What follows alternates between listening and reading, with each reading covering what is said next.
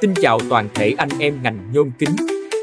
Hiện tại kỹ thuật công ty kingmac.mkt đang có mặt tại Phú Quốc, Kiên Giang để thực hiện bàn giao máy chấn Cnc điện thủy lực 80 tấn, 2,5 mét cho công ty cơ điện Hải Đăng.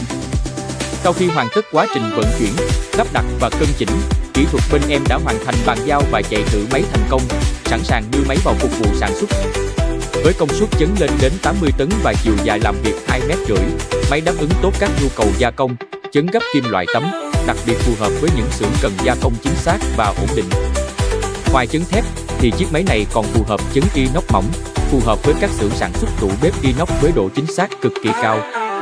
Anh em có nhu cầu đầu tư máy chấn thì liên hệ ngay số hotline em để bên dưới để được em tư vấn chi tiết hơn ạ.